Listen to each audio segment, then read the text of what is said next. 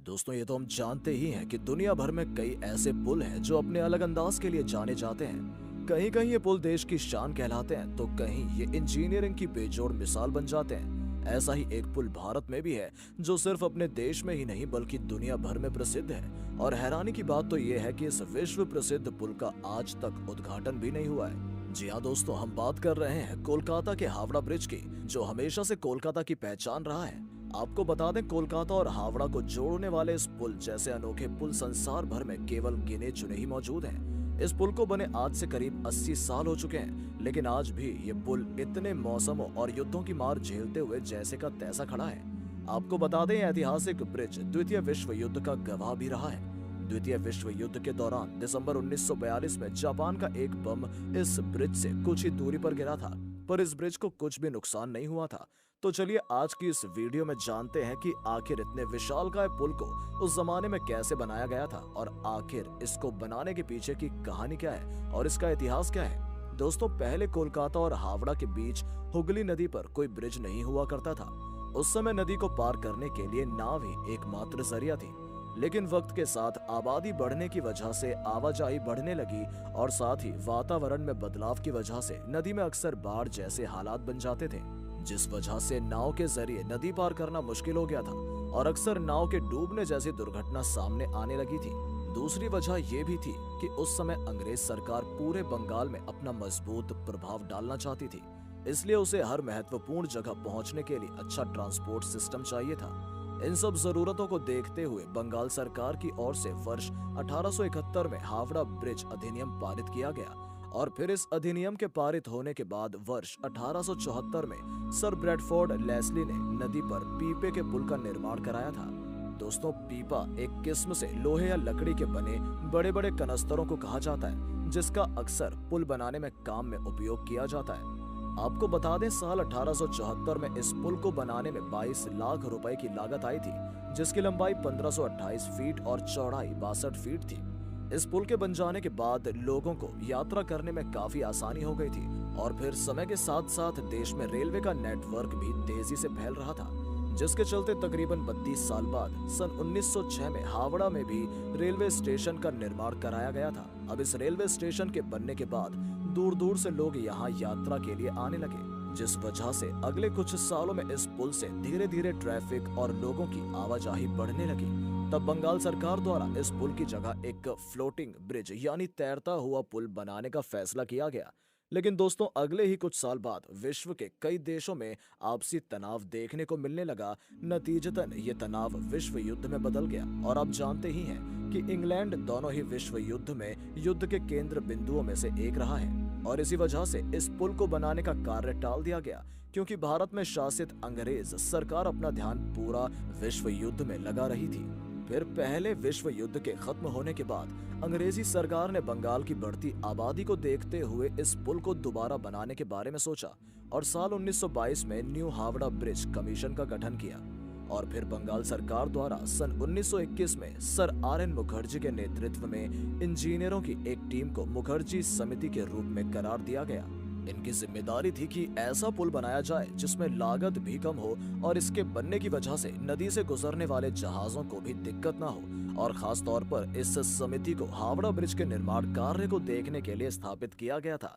दिलचस्प बात यह है कि जब इस टीम ने इस मामले को सर बेसिल मॉट के पास भेजा तो उन्होंने सुझाव दिया कि सिंगल स्पेन आर्च ब्रिज बनाना चाहिए, जिससे कि ब्रिज में मजबूती भी रहे और पानी के जहाजों में कोई रुकावट भी ना हो। जिसके बाद 1922 में मुखर्जी समिति ने अपनी रिपोर्ट नवस्थापित न्यू हावड़ा ब्रिज कमीशन को सौंप दी, जिसके बाद न्यू हावड़ा ब्रिज एक्ट का निर्माण किया गया। 1926 में इस एक्ट के बनने के बाद इस पुल के निर्माण कार्य के लिए जमीनों को लेने, लोगों को रोजगार देने, पुल के रखरखाव के लिए, टैक्स सिस्टम के लिए और अलग अलग आवश्यकताओं के लिए अलग अलग कानून बनाए गए और फिर कुछ दिन बाद इसके लिए निविदाएं आमंत्रित की गईं। आसान भाषा में कहें तो इस पुल को बनाने के लिए कोई सब कॉन्ट्रैक्टर कंपनी चाहिए थी, जिसके लिए टेंडर निकाले गए कि कौन सी कंपनी कम दाम में जल्दी और अच्छा काम करके देगी। जिसके बाद जर्मनी की एक कंपनी ने सबसे कम कीमत में इस प्रोजेक्ट को पूरा करने की बात कही थी। लेकिन तब जर्मनी और ग्रेट ब्रिटेन के आपसी संबंधों में भारी तनाव था, क्योंकि हाल ही में दोनों ने एक दूसरे के खिलाफ रहते हुए विश्व युद्ध किया था, जिस वजह से जर्मनी की कंपनी को ठेका नहीं दिया गया। बाद में यह काम Brathwaite, burn and Joseph construction company को सौंप दिया गया। इसके लिए ब्रिज निर्माण अधिनियम के संशोधन भी किया गया था। आखिरकार सारी फॉर्मेलिटीज को पूरा करते हुए सन 1937 में इसका निर्माण कार्य शुरू हुआ। आपको बता दें, इस ब्रिज को बनाने के लिए इसके डिजाइन को मिस्टर वॉल्टन ने तैयार किया था। हालांकि बहुत लोग ये मानते हैं कि ईस्ट इंडिया रेलवे के चीफ इंजीनियर जॉर्ज टर्बल ने इसके निर्माण का खाका तैयार किया था, जिसमें उन्होंने सुझाव दिया था कि अगर हम किसी सस्पेंशन ब्रिज को बनाएंगे तो उसमें ज्यादा पैसा और मेहनत लगेगी, और साथ ही ये ब्रिज कब तक चलेगी इसकी कोई गारंटी नहीं है। जिस वजह से जॉर्ज टर्बल ने हुगली नदी के नीचे से टनल बनाने की सलाह दे डाली थी, लेकिन उनकी रिपोर्ट पर किसी भी तरह का काम नहीं किया गया। और फिर दोस्तों, जोसेफ कंस्ट्रक्शन कंपनी ने 1937 से अपना काम शुरू किया। इस ब्रिज को बनाने में कुछ घटनाएं भी हुई, पर फिर भी ये ब्रिज सारी मुश्किलों को पार करता हुआ सन 1942 में बनकर तैयार हो गया था, जिसके बाद सन 1943 में इसे आम जनता के उपयोग के लिए खोल दिया गया था। दोस्तों, आपको बता दें, हावड़ा ब्रिज एक कैंटिलेवर ब्रिज है जिसकी कुल लंबाई 1528 फीट जबकि चौड़ाई 62 फीट है, और इसे बनाने में उस समय कुल 2.5 करोड़ रुपए की लागत आई थी। इस ब्रिज की एक अहम बात यह है कि इसके निर्माण में स्टील की प्लेटों को जोड़ने के लिए नट बोल्ट की बजाय धातु की बनी कीलों यानी कि रिवेट्स का इस्तेमाल किया गया था। इस कैंटर लीवर ब्रिज को बनाने में 26.5 हजार टन स्टील इस्तेमाल किया गया था, जिसमें से 23.5 हजार टन स्टील की सप्लाई टाटा स्टील ने अकेले ही की थी। उस समय ये दुनिया में अपनी तरह का तीसरा सबसे लंबा ब्रिज था। आपको बता दें, इस ब्रिज की सबसे बड़ी खासियत ये है कि ब्रिज नदी के दोनों किनारों पर बने 280 फीट ऊंचे 2 खंभों पर टिका है। इस ब्रिज में कहीं भी बीच नदी में कोई भी पावा नहीं बनाया गया था, क्योंकि उस समय बंगाल से ज्यादातर व्यापार पानी के रास्तों से ही होता था और हुगली नदी से भी बहुत जहाज गुजरते थे। इन जहाजों के सफर में कोई बाधा ना हो, इसलिए ऐसे पुल का निर्माण किया गया था।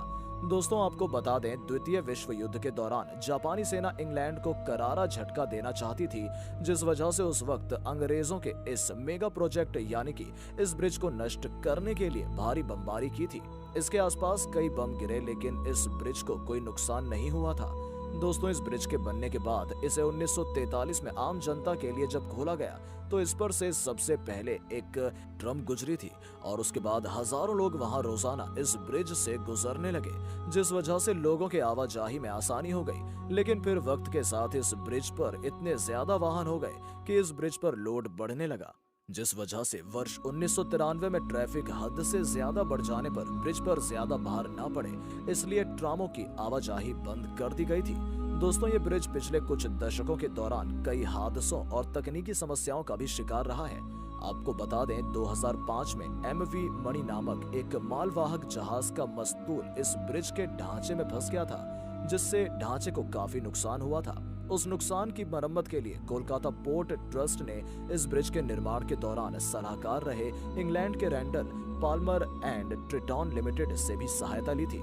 फिर पोर्ट ट्रस्ट को वर्ष 2011 के दौरान एक अजीब समस्या से जूझना पड़ा था। आपको बता दें, तब एक अध्ययन से ये बात सामने आई थी कि तंबाकू थूकने की वजह से ब्रिज के पायों की मोटाई कम हो रही है। वो तंबाकू की वजह से गल रहे थे। तब स्टील के पायों को नीचे से फाइबर ग्लास से ढक दिया गया था। तो दोस्तों, ये थी कलकत्ता के मशहूर हावड़ा ब्रिज की